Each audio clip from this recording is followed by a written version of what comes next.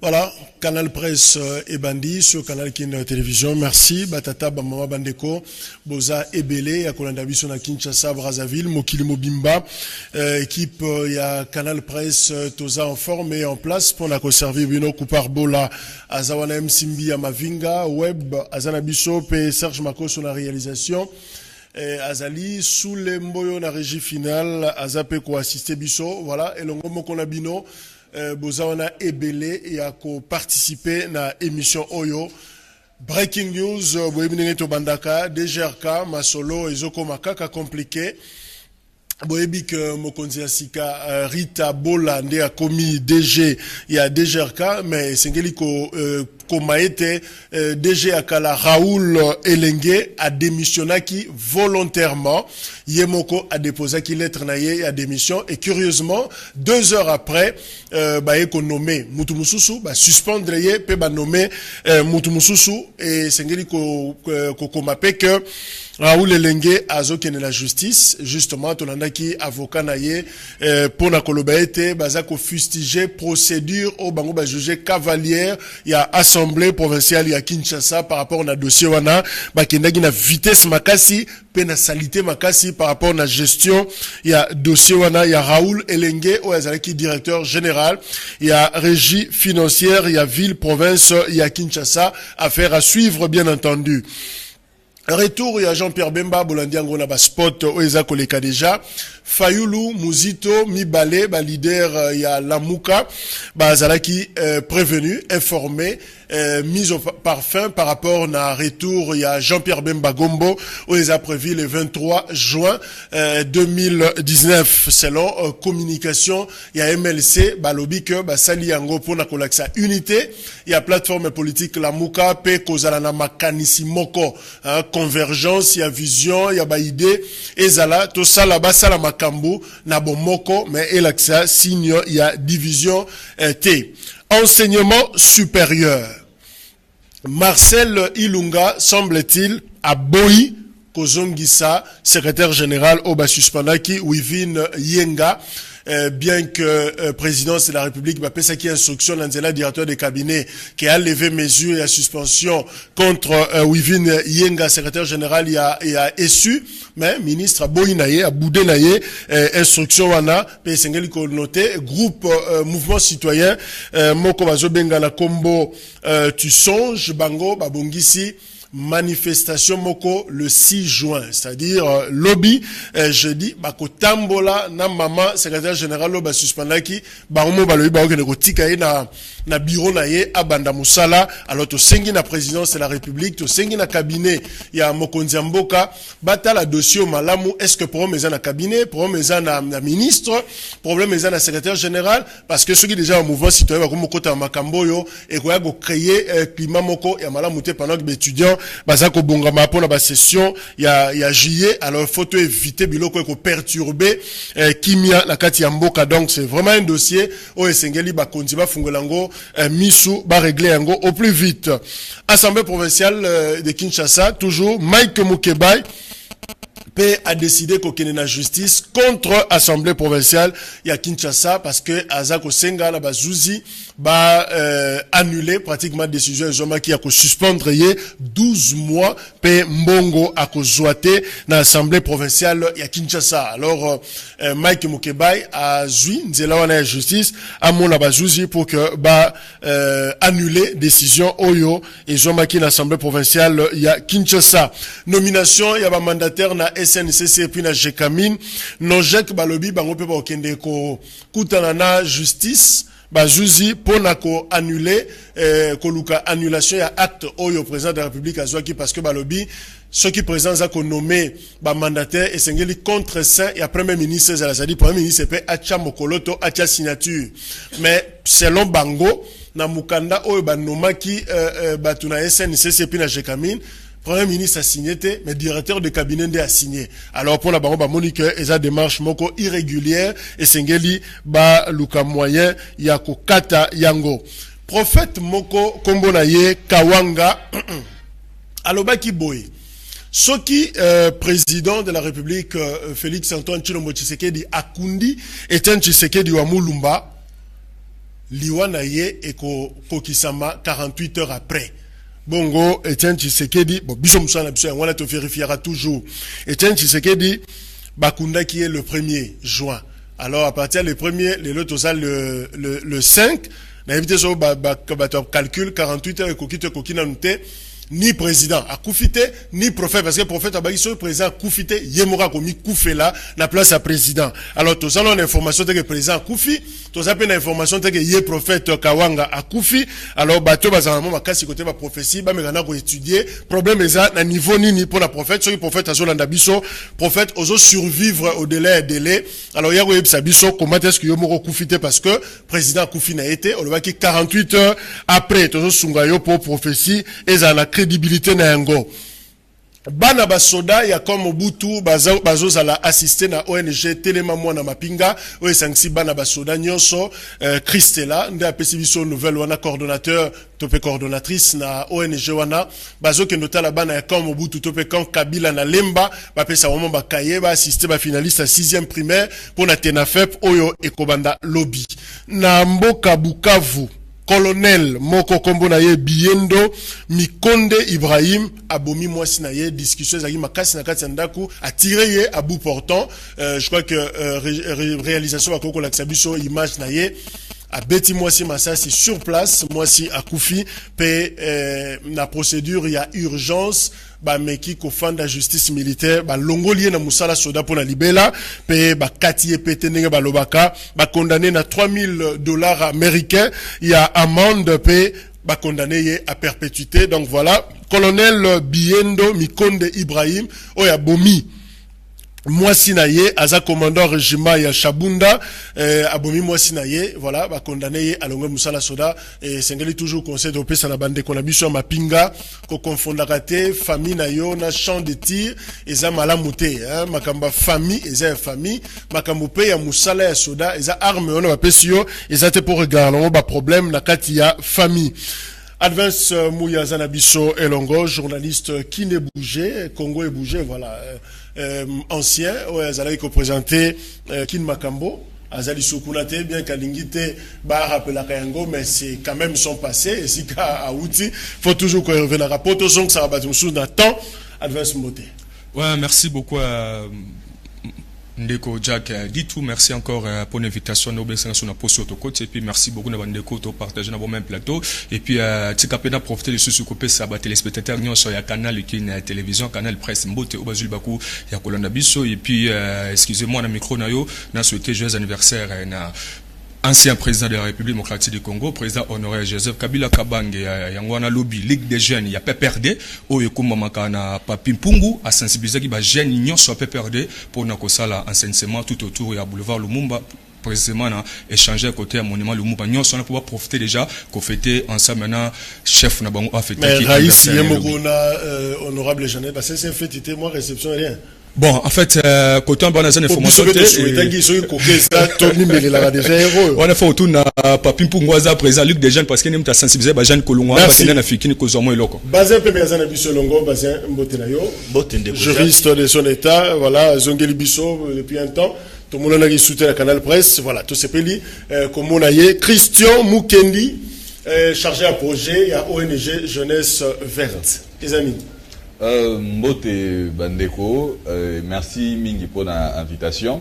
Alors, Jeunesse Verte, Ezali, donc Bilenge à environnement, hein, c'est-à-dire que Ezali, moi, Lisanga à Bilenge, Oyoyo, Sanganaki Pona,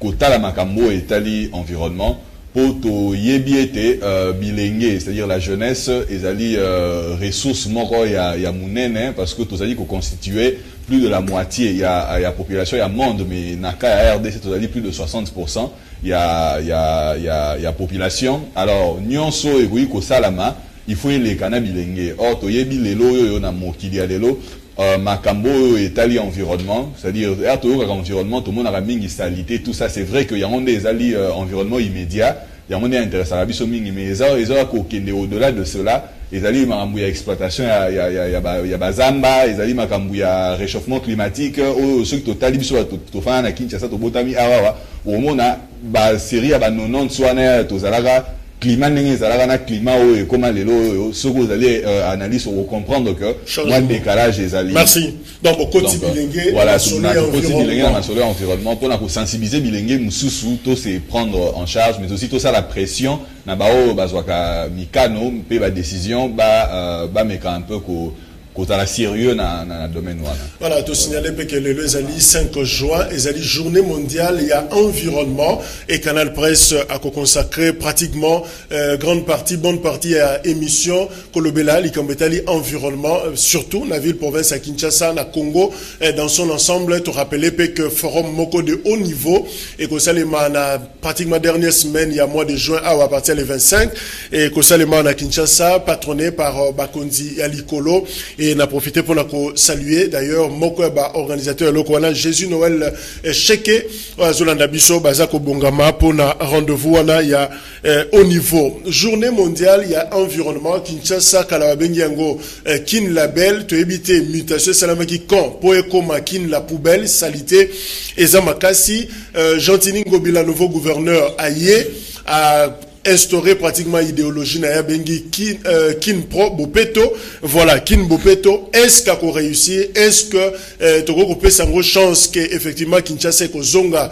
na contexte na yango environnemental ya kala on en parle justement yango jeunesse verte azawana et puis bande ko na biso bazape ba kinois kin Congo bouger azawana za moko batoyo basali be mission makasi ba présenter pratiquement miroir dans une ville il y a Kinshasa alors tu discuter na bango pour na koyeba qu'est-ce qui ne va pas la ville province il y a Kinshasa na bandi na advance Mouya état des lieux situation ville de Kinshasa en termes d'environnement bopeto ya Kinshasa ezanengeni. En tout cas, merci encore Ndeko Ditu. Je crois bien, en tout cas, question de Tunisa, question très fondamentale. Et puis, oui, Moussalani Bisoto Salaka. Ngai na salu 8 ans, les lots nazo continuer le sous disait manière nangango parce que nous sommes toujours proches. Il y a bakinois. Tu sais comment environnement avec les provinces qui ça n'engage n'importe à kande comme le lot. En tout cas, situation vous mettez des les exactement 0 na nengo saranté. En plus, mon tourna on est ça. Question environnement, c'est question très très complexe parce que ici au Congo, il y a beaucoup de gens qui négligent environnement na biso parce que environnement à vie province qui ça il fait pas beau vivre. Vous voyez monsieur Jacques dit tout. En fait yango wana soko lande qui gouverneur au chokole André Kimuta yango alobaki soki a échoué sur le plan environnemental et ça parce que gouvernement central a tchaki pena poité yango wana baza pena très très bien formaté na matata pour nous mapon ozomona parce que budget moko banoko chaque fin du mois. Si ma mémoire est bonne, je crois bien, ils allaient qui 12 millions de dollars chaque fin du mois au gouvernement provincial parce que le gouvernement provincial ils a sous-titré au gouvernement central. Aux hommes maintenant environnement parce que même bilamba tolati ceux qui ils ont correspondé à traiter l'environnement sur bois qui nous sont pensés au monde full. C'est pour cela aux hommes tôt il y a mortalité ils a l'écolo parce que environnement au congolais quinois azo vivre environnement ils a malade muté vraiment ceux qui na hôpitaux au comment na bato azo la cause environnement biloko otozo paiement côté tozo vanda côté ba maman ba côté que la biso biloko kolia environnement vraiment eza malamu tiango to kosenga comme d'habitude to mesa ko senga na autorité politico-administrative il y a ville province à Kinshasa sur le plan environnemental basement au sérieux pour nous réduire ndeko Jack mbokani bakufa kaboy eza parce que environnement eza malamu te tozo lia côté bosoto eza soke ba côté ba selembao ba marché na biso ba gambela wana muta côté kana banzinzi awa ndeko Jack tout ça parce que environnement eza malamu te ozomona yango wana comme d'habitude en tant que ba journaliste mboko to kosenga kaka na boto surtout pouvoir oyo et zubo en tout cas sur le plan gouvernemental il y a un ministère environnement là bazan activité nette sur les candidats ba financer parce que environnement est négligé de Kojak ba pollution toxique il y a ba société ba ndeko na biso surtout na ba kingabwa au moins dans société mabaya mi pepe wana ezo mataliko milinga wana ba to avani zinga wana za mala muto nyoso wana et ça qu'on se fait partir au détruire environnement toujours détruire de plus en plus. OK, Bazin maître Bazin Pembe, Kinshasa, la ville la plus sale du monde. Est-ce que toujours mérité un go to ba exagérer?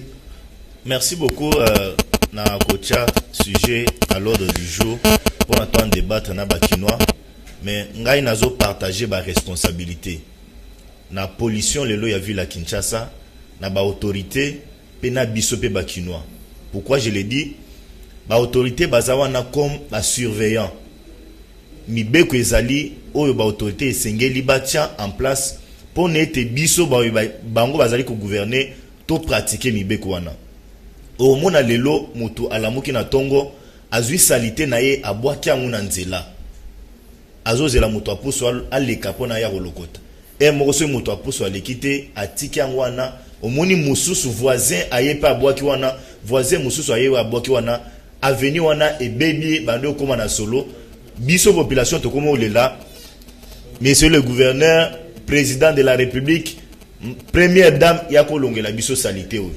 Moto alamuki na tongo olia moni bato apusu bazoleka azwa biloko abwaka na pusu bakendo bwaka na ba place esengeli baki obwaka ya zui parce que mai ezelaka pembeni na ye ya ndaku na ye azui salite wana abwaki na mai fufu elali moto azui abwaki na mai donc ya moni teta ombule kobeta ekokita mais azo constituer danger moko permanent à partir ya salite wana malaria ezo utawana ba fièvre ebele ezo utawana wana par ya biso population okokota lelo na zandu omoni moto akioteka azoteka pondu azoteka matembele asila asali matembele na eti ba nzeta matembele wana abwaki yango ka place wana lobi akoya abwaki yango ka place wana mususu pe amoni alobi oya abwaki yango pe na bwaka yango place afuta ka jeton afuta ka j'en viens nani ya hygiène. Oui Jacques, ouais. C'est important ya kufuta nini ya jeton nini na hygiène mais yo moko sécurité mutu ezo dépendre na moto ye moko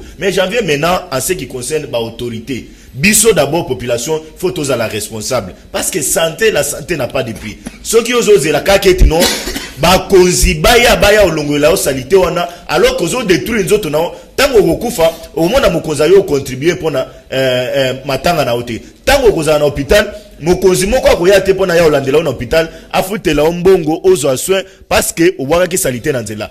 Biso population il faut tous d'abord responsable. Tous à la d'abord ba première batu oyo et sengeli ba génir place au tozofana. Mais j'en viens maintenant en ce qui concerne ba autorité. Ne quoi auto wana concernant gouvernorat. Makamwanzeto, moi j'ai vu une dame ministre, elle continue à être ministre jusqu'aujourd'hui, madame Thérèse Olenga, si je me trompe pas le nom. Cette dame là aye na niveau ya Fikine. Aye na niveau ya Fikine, aye pi na niveau alimité na 16e rue na époque à Kimbuta. Na yoka budget o ya pesa ezalaki ya munene ya mingi ebele aye devant Fikine ayo lona banzete et puis ba presse nyonso esala eko pendant 2 jours mais lelo ce que l'équipe place wana okokuta ta germe moko nzetete.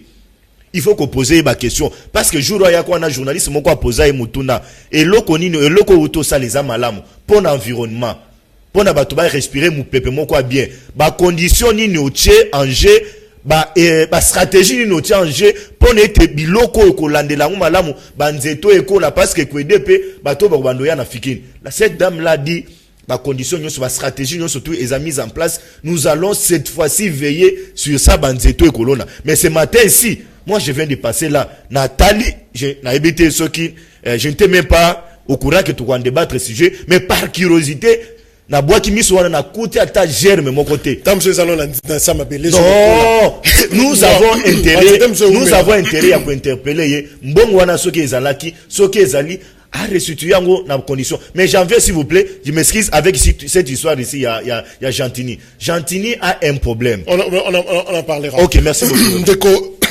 Pardon. Christian Mukendi En fait, Bazin, lobby, il y a ma responsabilité, il y a population. Mais qu'est-ce qui fait que, quand même population, on a, Bazara n'importe qui a kin la belle. Ouais. Même population, commune a kin la poubelle. Si dans l'entretemps, qu'est-ce qui a changé? Même population, c'est quoi comme le comportement des adunani. D'accord, ok, merci beaucoup. Alors, c'est très important. On a revenir sur Ndeko Advance Sabando Loba par rapport à la pollution de l'air, tout ça, pour dire justement que le terme mondial retenu pour l'environnement, on est justement combattre la pollution de l'air. Et Zakara, non seulement par rapport à la pollution industrielle, mais aussi tout ça, solo, c'est nous devons combattre ça juste pour épingler cela. Mais pour nous, il y a une responsabilité. Moi, je suis tout dans la question, les cas certes, mais tout le monde a place salité, ils ont raté. C'est-à-dire, on avait toujours des déchets, parce que tous les gens qui produisent des déchets, autonome ou géré en OP, mais ils ont qui na niveau ET. Mais les causes sont allées à chercher pour l'anaï, ils allaient na deux volets. Volet à l'ibosso, ils ont volé à démographie. Il faut ton limaete qui no ya la belle population aux alawana na population to komi les loyo, ils allaient n'engue moté. Peu promiscuité, c'est-à-dire na mètre carré, na kilomètre carré par exemple, nombre à batou oh la zalaka na kin la belle. Non, on va commis les loyaux, ils sont différents. Non seulement parce que tu vas expliquer, le pango, vous avez 3 portes. Voilà. Mais curieusement, Bokati, commis 12 portes. Alors, porte, Bakisami, toilette, les amoko, moko, place pas au boka full. Voilà. Moko, finalement, la quantité à déchets et matière belée. Donc, du point de vue démographique, ça s'explique comme ça. Non seulement que tu vas boti, mais aussi, tu peux pas outil, peu intérieur et belé, à la recherche, entre guillemets, à bonheur. Mais bonheur, c'est vrai que les lots, on a des zones périphériques et comme y habiter, il y a un problème environnemental, nous par exemple, l'érosion, total dans la mingité, mais bateau, bazar, dans la zone périphérique, on a tout ça, souffrir, ma place de sénilité, bateau, on a la norme, alors, comme la collecte, il y a plus, on a réseau qui est, et aussi l'érosion, et on crée des dégâts et belés. Nous, on a des problèmes, on a côté, il y a démographie. Mais ce qu'on a, est-ce qu'au côté, il y a social, il y a politique. Oui, ndeko, ce qui mutu azali n'a pas droit naie. C'est-à-dire mutu azo jure n'a pas droit naie. Mutu a dit que gouvernement ou régime où ils sont en place, ils allaient réellement qu'on travaille pour n'avoir intérêt naie et que azali pour se retrouver. Comportement citoyen naie aux ala différent, na mutu a se sentir lésé quelque part n'a pas droit naie. Alors comme mutu azali lésé, solution moro éthique à la rezakaka qu'on s'est rebellé, c'est-à-dire qu'on s'est rebellé contre l'autorité. Pour ça, là, acte moro boyo, il y a encore là mécontentement nae. Pourquoi? Parce que mutazo mi lobela que bazwaka ba taxe, bazwaka ba impôt, tout ce qui est par exemple pour la gestion de déchets, etc. Mais sur place, vous avez comment on a pas poubelle, vous avez comment on a politique moroté à gestion de déchets. Alors, ce qui nous reste à faire, non seulement qu'on boit là nous fout à la taxe, nous ça appelle maramonko. Pourquoi? Parce que tous allez n'a pas droit na biso. Donc, côté on a lobby pour vous expliquer kin yakala na kin ya lelo, ils allaient justement d'une à côté à démographie, mais aussi côté à les gens se sentent lésés n'a pas droit na bango. Mais maintenant pendant qu'on a côté responsabilité pour ça l'état des lieux, justement n'engé to lobby yango il y a eu une déliquescence, c'est-à-dire dégradation à Makassi. Il y a environnement, on a biso, ils ont dit on a facteur, on a PCUANA, mais pour établir la responsabilité, comme je l'ai dit, la responsabilité est à côté à l'État. Mini l'État, parce que on dit toujours que ce n'est pas à la masse de s'élever au niveau de l'élite, mais à l'élite de se relever, de se rabaisser au niveau de la masse, mais c'est à l'élite, il y a au là, masse et maintenant niveau, il y a élite. Alors, bateau, il y a une élite, la université, na responsabilité, bango mutu bazali na obligation wana osalini ya ko matisa niveau ya population pour ba mata parce que bango moko ba ko matate ya wana na biso ya juriste azali a c'est que non loi législation sur l'environnement ezali ko bois ka salité na endroit où ils a à propriété ezali réprimandé par la loi mais ce que tout ni certains magistrats bango ba yebi même pas l'infraction on remele muto ke na kangi muto en flagrance azo bois ka salité na cela alors qualifier infraction ni cause la ligne. Alors tout ça c'est le travail qui doit être fait en amont pour faire respecter cela. mais pour na pe bato ba se sentir na nini oyo baza na position à violer libe écouter, il faut que tu aies la condition wana muta ko pesa justification que non voilà na suba na nzela parce que toilette publique est athée. Alors bon on va la toilette publique comme ça ça a raison alors ça la nini ya suba na nzela te bazaka na ko ba komi pena la makala boy et peki sami ko suba so quitté amende 1000 francs atotanga mazo suba donc c'est très compliqué. Advance Mouya, est-ce que aux OP sa chance na Kin Bopeto et Argentine Ngobila ou est-ce un simple slogan? En fait, Nekojak, c'est un simple slogan. Maintenant, ce qui est très très très important pour nos bisous, petit peuple, et c'est que tout soutenir toujours l'autorité de bisous. Je n'ai jamais entendu qu'on a la moukina tonga bi nzambe pambola République démocratique du Congo soit civil province etc. Non, mboko vraiment tote kango to kabola mtazo te ne. Pourquoi ça Ndeko Jack? Pourquoi ça? On est des jeunes en tout cas je mets nenge de quoi en face nanga nenge aza ko expliquer vraiment environnement en tout cas félicitations à part nanga topé sa chance na Kin Bopeto. Ozomona parce que Ndeko Tchoba très bien vraiment awa. Niveau la population parce que tikaka 12 millions d'habitants. Non, tout ça 12 millions se soutient. Recensement et ça m'a sauté aux hommes. Bande kolanga mingi ba oti village. Ba ana Kinshasa ba. Sumsuma pa ndambu. Ça tenir compte environnement ni autres allées les hommes maintenant quant à moi topé sa chance na gouverneur Jantini Ngobila Mbaka pour na idée na projet ne oza nango pour na Kin Bopeto yete mto wasala ngo congolais il faut qu'enseigner environnement aux hommes c'est-à-dire pour na enseigner pena communication vraiment sensibilisation conscientisation vraiment ils amakasi na part ya hôtel de ville kuna gouverneur na batunae il faut se communiquer le mal est que mutema mabende comme makasi mutako na projet pour l'environnement bakati fay babwa ki na corbeille osomona tout ça mutema mabe OK zana bateau babi environnement akokwa na projet de façon ce que ba soutenir projet wana okomona bakal c'est pour ça osomona tozo tikala kaka boye environnement ezam mabe kota na quartier sans fil na commune Masina bacho na bango ya fosse septique Ndeko Jack na balabala ozomona ba tout vie otoba linga la pena tout vie na fingi na bi tout vie finga terre s'il vous plaît chaque na bi salité tout vie ozomona maya tout vie na balabala Ndeko Jack banda bazobeta bala ozomona to pesa gouverneur s'il vous plaît to pesa gouverneur Jantini Mbaka Ngobila chance pour na projet na ya Kin Bopeto je crois bien to vivre malam mais Ndeko maître Bazin est-ce que Congo, au fait, formule yo tozanga la version de Kin propre, Kin Bopeto, c'est pour moi Kin soke loronini tout ça. Est-ce que problème c'est ça slogan on a ça mabe to et ça les mode opératoire nango ne ba na poto ndeza mabe et loronini zangaka parce que même sous Kimbuta pe intention à bongeza que ville à la propre tout ça mais finalement résultat ça malamute. Le problème c'est à quel niveau? Merci beaucoup. Nazo ya aspect moko na monita on de kwazo loba ba aborder aspect ya ba magistrat au lobité tika. Il y a un problème. Tant tozo loba lelo en ce qui concerne l'environnement, total environnement quand na sens ya salité te, bosototé, total environnement pe na sens ya pollution sonore. La pollution sonore est punie par la loi. Makelele. Au comment lelo ville à Kinshasa, on est tellement étouffé que 19h il faut là okolala te ozoze la bar et kanga na église et kanga oza na avenue moko okuti bar koto yo boîte koto concurrence na bango eza na ba client concurrence na bango eza ya ba DJ bao bazotia ba musique surtout DJ à koto yo atie musique o ya koto atie musique na yo motozo tambola okosa l'accident parce que ozoyoka chauffeur azo ya liboso na ona klaxon o ya zo betate. Ba magistrat il faut qu'on interpelle bango bino ba panzi sango na bisope ba avocat ba gérer seningi toza il faut qu'on interpelle ba magistrat salité bosoto les législateurs na biso oya bando sala mibeko asila ko ériger en infraction même pollution sonore moto lelo soki amatisi volume ya bar na ye na degré moko boye faut l'état landela ye asambisa ye magistrat zana droit ya kokenda kangi bar wana azui ba instrument nyoso wana même on a parqué ba katile amende donc il faut le faire mais j'en viens avec aspect ya ville à Kinshasa. Cher ami, on doit se dire la vérité.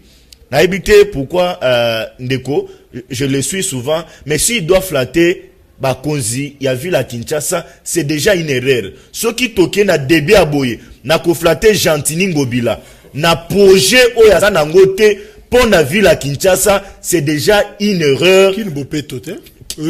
Non, Ndeko Jacques. Je vous dis, moi j'ai été, s'il vous plaît, Nazalaki na campagne ya Gentini Ngobila mais kin bopeto wana les messages c'était livré ya kokota na internet azu ba Photoshop atiangwa bambi yango pona ko présenter donc il est allé na internet azu ba image moko ya biloko to mona na photo ça concept vide. Donc je peux vous dire, vous rassurer que nous aurons du mal que Gentini Ngobila a rétabli le lot vu la Kinshasa. Mais moi, je peux revenir, n'a ko interpeller population. Bisonde to mise en charge. Place et salité zali zwa changu na pusu kendo bwa kango na milieu moko approprié. Babwa kango absoko zunzela neti le lot ozo kende kota Kingasani. Au côté, oui, il y a un lien là approprié. Pour la Kinshasa na pousse accueilli à bois qui a une poubelle. À l'oukia, bah faut les anabakati, il y a des foules. Bah foule on déco kimbuta à zoaka bambongo bato ya banina. Mais imagine on va sur l'exa étondit. Yango étondit. Bazo yango ka baki ruboka on ka place wana. Bango moko ba ko s'en charger. Mais j'en viens avec cette histoire il y a Gentini. S'il vous plaît, ne flattons pas Gentini parce que jusqu'à l'élo Gentini, depuis quand Azalaki déjà est investi. Tina Lelo, il est incapable. Yakoula Gisabiso programme comment à rendre Kinshasa propre. On doit les pousser à travailler. Mais si nous continuons à le flatter, à côté à la Kaninga Faniwa Nakiti, Tala Eloko Gentini a outé avec les Bakinois. Pona Matanga Konde Tien Tisekedi, il a déplacé Biro Mobimba. Ba Burukume Seigneur sur la ville Mobimba la Kinshasa, à ça la bango ba réunion wana na stade. Pourquoi pas ne pas le faire pour na bopeto na ba quartier nyoso tout. Stade de Martyr comme c'est un monsieur qui est en train de nous aveugler. On doit tirer attention. Ceux qui toquent l'aveuglement, nous qui nous allons regretter. Merci. Nous avons intérêt à les pousser à travailler pour que Kinshasa les lezonga. Mais finalement, une des questions, Mukendi, Maître Bazin, n'a évité à ça pratiquement pessimiste, à ce moment appelé négatif. On dirait, Eli qui est allé soutenir que Kinshasa c'est un zonga propre. Ouais. Alors finalement, Torole qui la wapi. Parce que même ma poubelle de l'Europe, vous avez une image de là que ça est tondi. Là, ça vous voit, ils allaient sous-souter. Ya Kalamu, rivière Kalamu, na Bongolo. On a parti en face, il y a l'université Kimbangiste. Modèle ba bidon, il y a maille et tondi na cette rivière et ça spectaculaire. Yeah. Alors finalement, tondima libela que Kinshasa Robonga est sousté, il y a une voie de sortie, voie du sud Ezali que Kinshasa ko changer. Alors, Ezali très dangereux pour population. C'est-à-dire to kotisa pessimisme moroboye na tout au moni.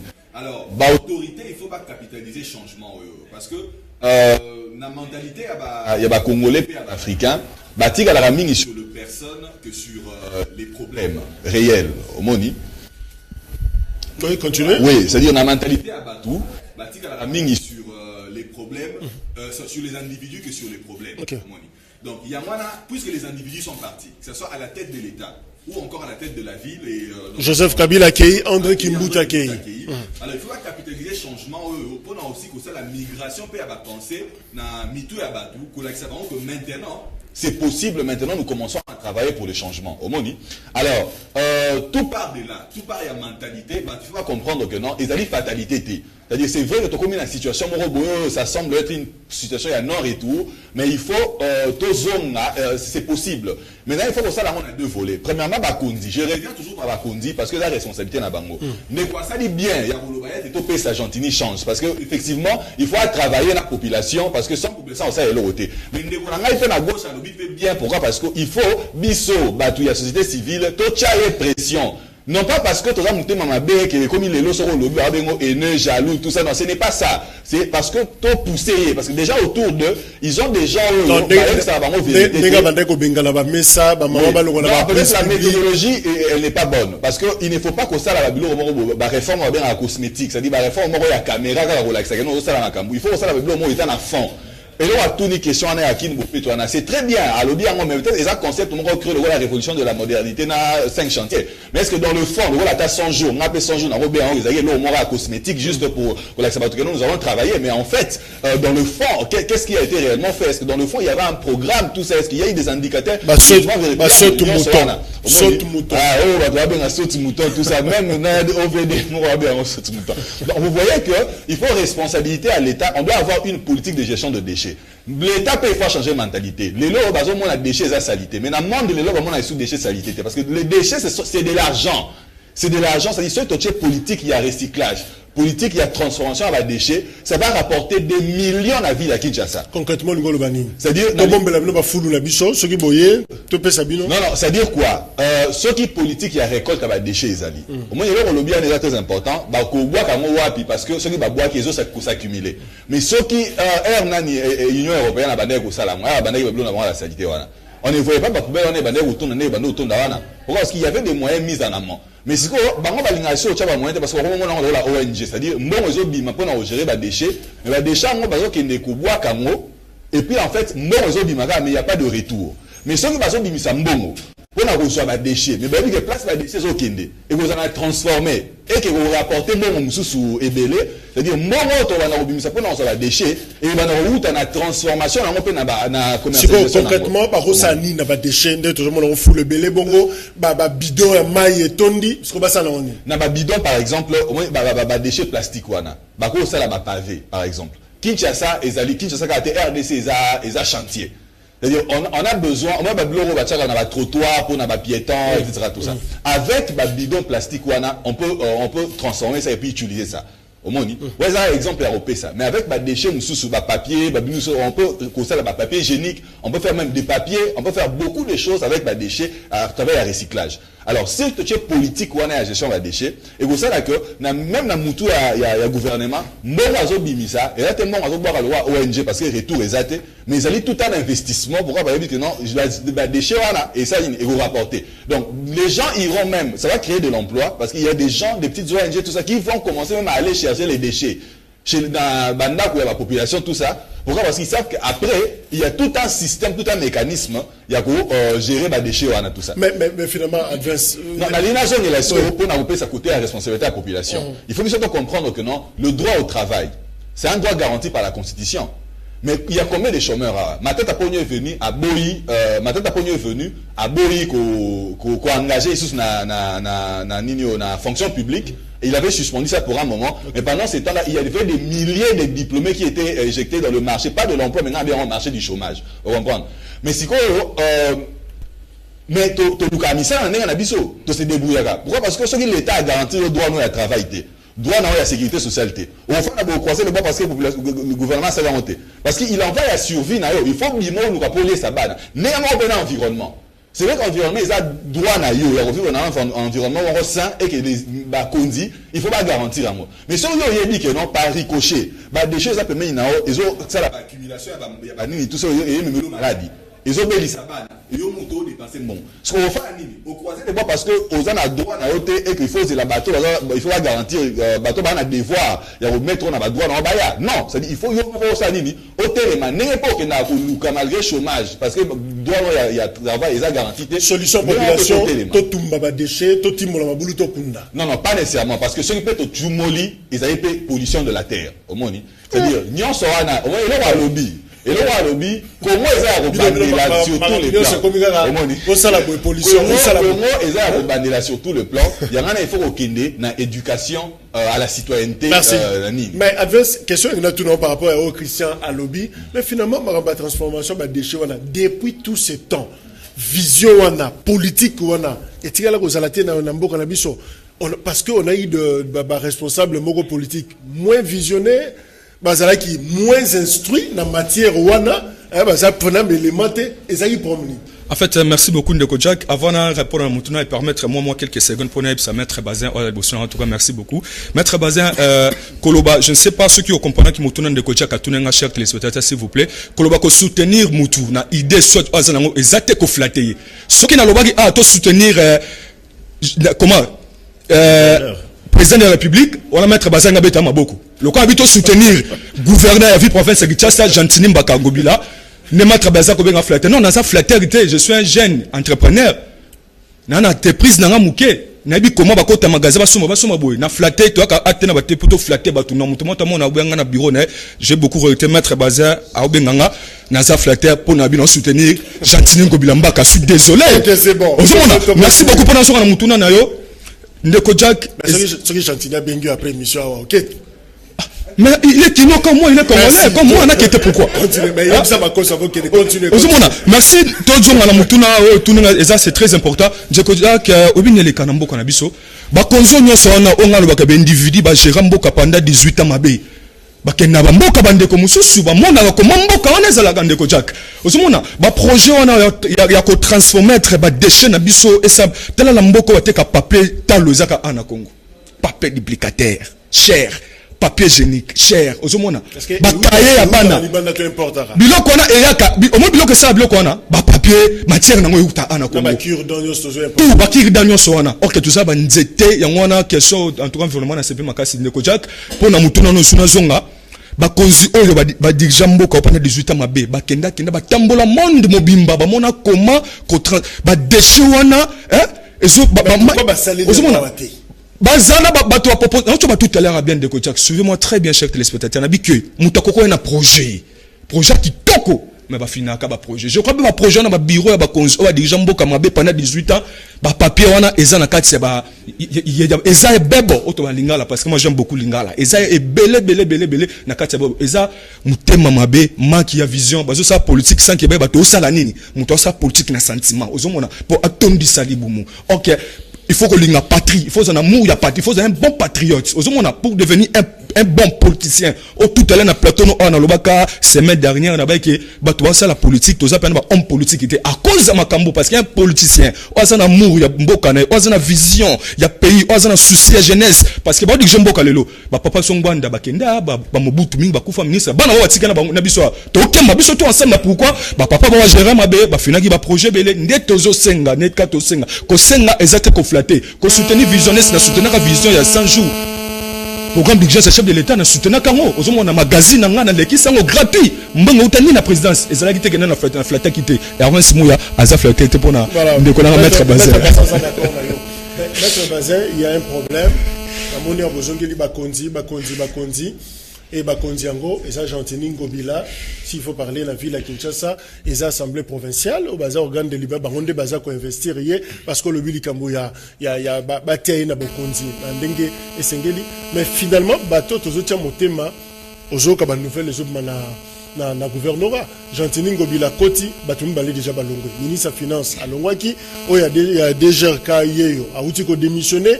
Ça dit pas comme il faut traiter ba problème mususu Mike Mukebai muto ya élu ya Lingwala yoko munyata suma kolona sambete 12 mois mbongo pe bakangi finalement il traite autre chose que makambo yo population et ça la survie à population.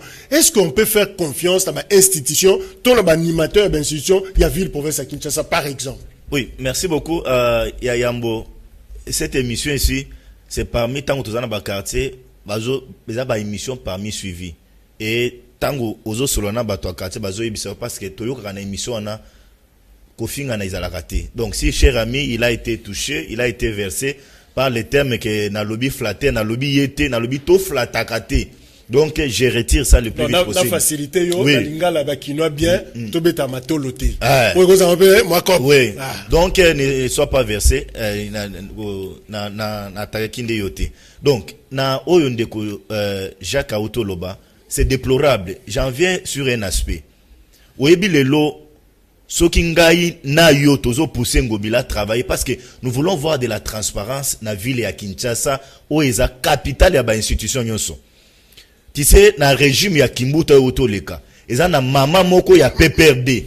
Yenda zalaki chargé pour na assainissement ya ville ya Kinshasa. Cette dame là ba téléspectateurs ba kolimbisa biso atako koma ayebité. C'est parce que Ernion Sabando le na télévision alati ba effigie à Kabila, alati ba comment on appelle ça ba échappe à Kabila, azo sala ba makele les belé, ba tchaye ba pesa ye à gérer assainissement à ville à Kinshasa. Et c'est Ngobila tango kotswana. Il fallait assailler la biso liste. Combien de projets ba ONG ba nettoyer ka venir à ville à Kinshasa, et ça combien? On doit pousser l'homme à travailler. Ceux qui totiki banzela salité ezali tozo monaka ba mama oyo bazo kombola banzela ba ONG wana ezala combien okomona waka na famille na ye moto moko ala moki pasi ndeko nanga za gouverneur na sala ONG pone bando kombola nzela mais ba million na ba million ezo kendo détriment ya eloko wana bato ba kombola nzela ko sengo wapi et puis na eloko moko sombelanga mai ba tsala ba bidon mai pembeni azo komba mai azo komela parce que finalement ça dérange ndeko Jacques j'ai osa inspiré pas plus tard qu'hier nazo le kananzela mama moko oyo ba kombola na balabala wana mutuka moko ezo ya liboso e klaxonner mama azo ningolunga na nzela te apusa ni wana lobi papa nga nazo kombola ozo ya mbangu bongo pani nga na kiti na mutuka na ibise mama musalo ozo salo eza malamu mais ke bana vie na soki okufi awa okeperte peut-être yaza na assurance lobi te papa nga nazo sokola nzela malamu mais bato wana il faut côté ya bango ko senga oyo uto loba wana mais c'est devenu loko mususu ase kagule ka miso nde tikali amoni o papa sombelanga mai o papa na kolela on a na 12h t donc ça fait de la honte pour na kolakisa bazo mais j'en viens avec cette histoire nazo na question na yo question o outil ko poser wana eza mutu ya moko c'est une question très importante. Assemblée provinciale ya ville à Kinshasa banje ezali belé pour na Kinshasa ezala malamu. Moi je suis d'accord na le lonting ninga za na prison, je suis d'accord na makambo Guy Matondo parce que toko comprendre te mbongo Kisasa et bongo kaboyi. Mais cette histoire de Mike na Mukebai nazo zwango na deux facettes. Facette à liboso sur le plan politique et Yami Balé na ozwango na dignité d'un homme politique. Mukebai doit aussi comprendre que non, un homme politique a des temps et des moments pour s'exprimer. Et un homme politique, un homme d'État, azana ba moment où il faut s'exprimer par respect. Parce que azana hiérarchie naie, azana ba autorité naie. Mais vous, naie ce que vous avez na plateau à télévision, ngana za qui naie opposé naie belé pas naie wa.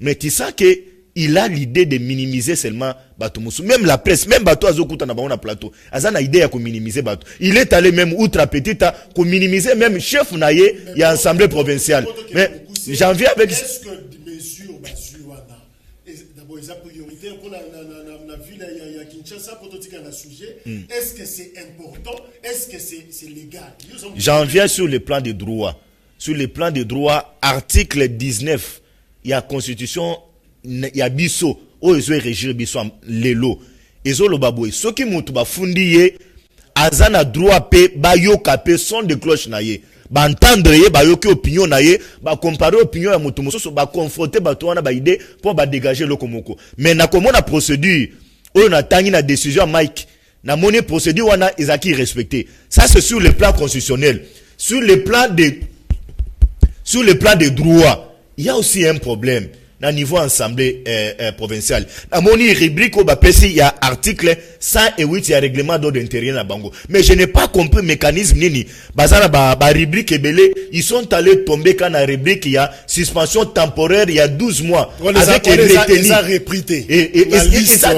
j'ai lu la décision, je n'ai pas vu ça. Mais et là qu'on a fustigé, il y a Mabé, dans l'Assemblée provinciale, on a bazana ba juriste, n'était vice-président Francis Chibalabala. C'est un éminent juriste, mais j'ai pas compris comment acharnement ils allaient dans les chefs, il y a moi, il y a papa, nani Molière, le frère là c'est qui, Junior Lembalemba. Mais ces messieurs-là doivent aussi comprendre que non, cause à la place où on a Azoango, à on a page Facebook naie, Azo ça là bas commentaire moko, c'est comme s'il avait un problème avec Mike. Mais Yamutu Yezali, Mike a saisi déjà par instance judiciaire.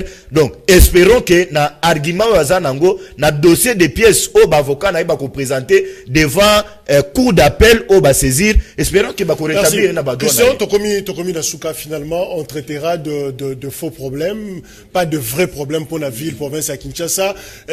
Bino bo suspendre Mike akena na justice Raoul Elengepe akena justice, on réglera de problèmes la justice et finalement le vrai problème pour les Kinois, est-ce qu'on ne s'était pas trompé dans l'animateur Otopona qui est le 30 décembre?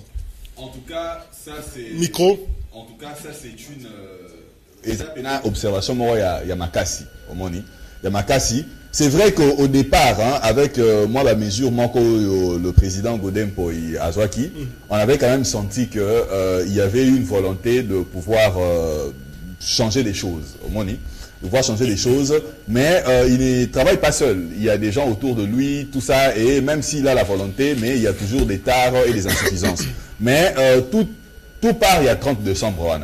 Beaucoup de gens crient la vérité des urnes, beaucoup de gens crient que comment est-ce qu'on peut avoir un président de la République qui n'a même pas 30 ou je sais pas moi 50 députés, etc. Tout ça. Mais moi j'ai travaillé dans le cabinet, dans le conseil, il y a des politiciens et belé. Dans l'élection, j'ai vu des gens penza à voter président opposition.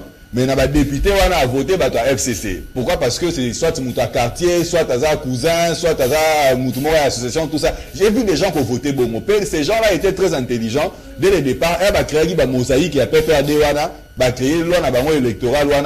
Moi, je connais des gens qui ont voir pour les Kabatoumissous, mais simplement parce que liste n'a pas ils ont eu un siège manquant. Alors que Bato a 10 fois moins de voix que Bango, l'équipe. C'est-à-dire, loi électorale, nous sommes déjà préparés. Pour la nuit, pas mosaïque, on a salarié pour avoir embrouillé la population.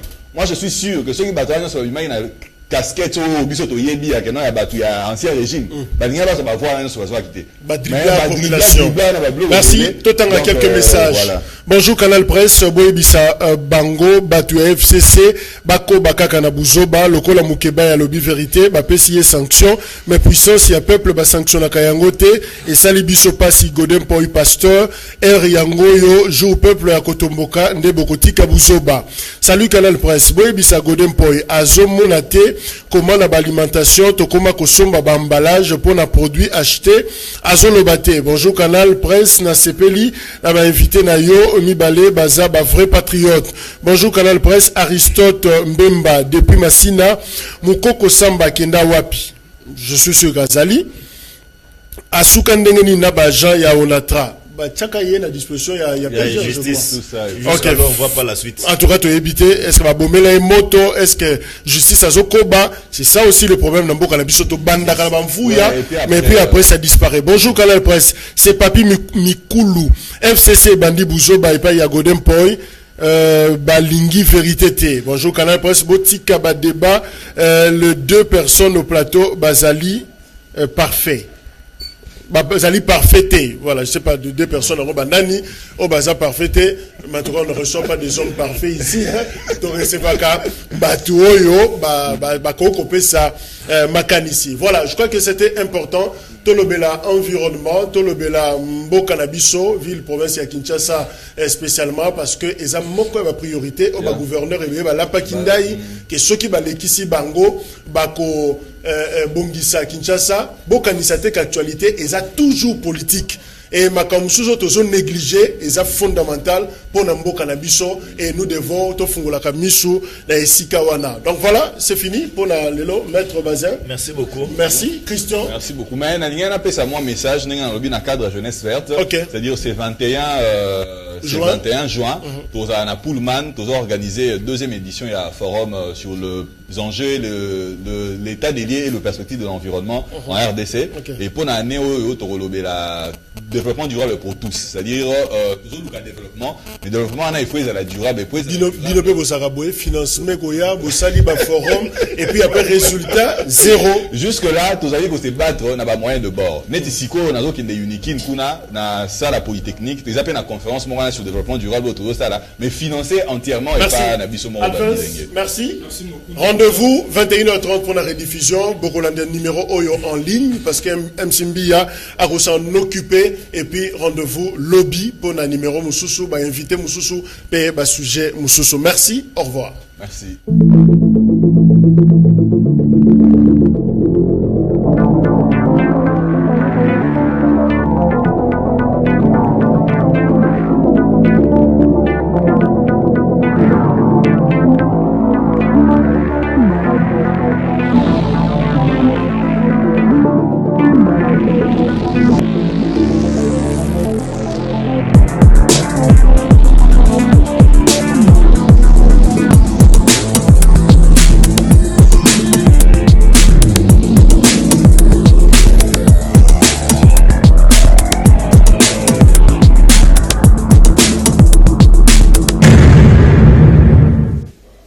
Voilà, Canal Presse, c'est fini.